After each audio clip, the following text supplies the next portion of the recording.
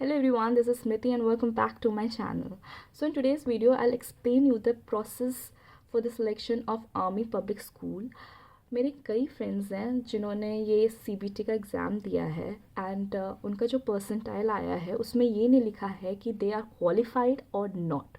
सो ना what you have to do, confusion सबसे ज़्यादा इसमें है और साथ में आगे का प्रोसेस क्या होगा वो भी मैं आपको बताऊँगी. नाउ जो परसेंटाइल है, ठीक है, अगर आप 45 से 50 परसेंटाइल के ऊपर हैं then you are safe. But if you are under 45 percentile and आपको समझ नहीं आ रहा है कि आप क्वालिफाइड हो या नहीं हो, सो उसमें भी कोई प्रॉब्लम नहीं है. You can go for the process. आप अपना प्रोसेस कंटिन्यू करो. अब उनके ऊपर होगा कि आपको बुला रहे हैं या नहीं. ना प्रोसेस क्या होगा सिलेक्शन का.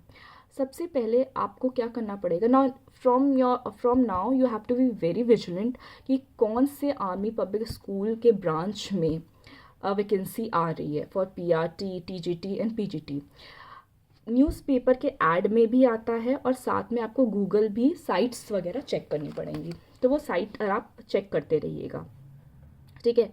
Now what you have to do is, जैसे किसी APS के ब्रांच में वैकेंसी आई है तो साथ में एक एप्लीकेशन फॉर्म देते हैं. उस फॉर्म का प्रिंट आउट आपको निकालना पड़ता है. वो एप्लीकेशन फॉर्म भरिए, साथ में आप अपना CBT स्कोर कार्ड और जितने भी सारे डॉक्यूमेंट्स हैं, आपके मार्कशीट वगैरह, आपके एक्सपीरियंस लेटर्स, जो भी हैं सबके आपको फ़ोटोकॉपी लगाना है. साथ में 2 आपके फ़ोटोग्राफ्स लगेंगे, करंट फ़ोटोग्राफ्स, और 100 रुपीज़ का DD जाएगा, ठीक है, आर्मी पब्लिक स्कूल के उस ब्रांच के नाम का. नाउ आपको स्पीड पोस्ट करना पड़ेगा. स्पीड पोस्ट के बाद आप मेल रोज़ चेक करते रहिएगा क्योंकि आपको मेल से वो कॉल लेटर आएगा और उस कॉल लेटर में होगा कि आपको किस डेट पे किस टाइम पे आना है. नाउ अब सिलेक्शन का जो प्रोसेस है वो 3 फेज़ में होता है. पहला है आपका डेमो. आपको डेमो देना पड़ेगा, अपना टीचिंग स्किल्स दिखाने पड़ेंगे. फिर जब आप उसमें सेलेक्ट हो जाएंगे तो आपको एक कंप्यूटर का एग्ज़ाम देना पड़ता है. कंप्यूटर के एग्ज़ाम में क्या पूछा जाता है, 3 चीज़ें पूछी जाती है, वर्ड, एक्सेल और PPT.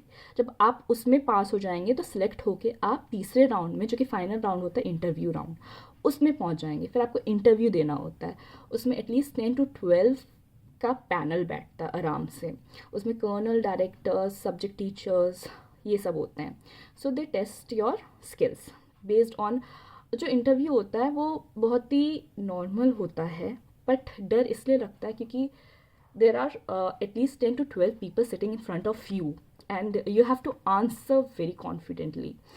सो इसीलिए आप नर्वस मत होइएगा क्योंकि वो ऐसा कोई क्वेश्चन नहीं पूछते हैं. वो पूछते हैं फॉर एग्जाम्पल कि उन्होंने पूछ लिया कि AWES का फुल फॉर्म क्या आपको पता है, या पूछ लिया ये परसेंटाइल जो था ये परसेंटाइल क्या है. ऐसे करके वो सवाल पूछ लेते हैं. कुछ कुछ चीज़ें वो सब्जेक्ट से रिलेटेड भी पूछ सकते हैं. इट्स अप टू यू, वो कुछ भी पूछ सकते हैं. नाउ जब आप इंटरव्यू में सिलेक्ट हो जाएंगे, उस वो आपको कैसे पता चलेगा कि आप सिलेक्ट हो गए. सबसे पहले तो पहली चीज़ ये होती है कि नेम का जो लिस्ट है, कौन कौन सिलेक्ट है, वो अपने साइट में डाल देते हैं कि these people are selected for PGT, TGT, PRT, ठीक है. पहला तो वो ये करते हैं कि अपने साइट पे वो सारे नाम दे देते हैं. दूसरी चीज़ क्या करते हैं, मान लीजिए उनको जैसे वैकेंसी 1 है और उनको कैंडिडेट्स 3 पसंद आ गए, तो what they will do is आपका जो CV है वो उसको साइड कर लेते हैं, ठीक है. नाउ जब भी कभी उनको टीचर की ज़रूरत पड़ती है तो what they will do is they will give you a call, और विद इन 1 ईयर वो कभी भी कॉल कर सकते हैं. जैसे मेरा एग्ज़ाम अगर मार्च में हुआ तो मेरे पास कॉल सितंबर में आया कि आप कॉन्ट्रैक्चुअल के लिए यू हैव बीन सिलेक्टेड. सो वो 1 साल के अंदर अंदर आपको कभी भी कॉल कर सकते हैं, ठीक है. ऐसा भी होता है उनके साथ. सो ये पूरा सिलेक्शन का प्रोसेस है, ठीक है.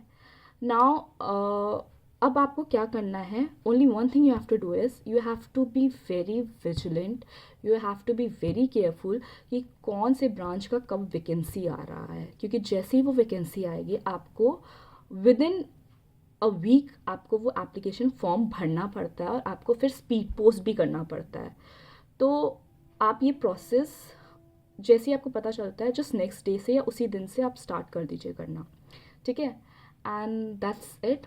होपफुली आपको समझ में आ गया होगा कि ये आपका परसेंटाइल पास है या नहीं है, क्या करना चाहिए, प्रोसेस क्या होगा सिलेक्शन का, ये सब आपको समझ में आ गया होगा।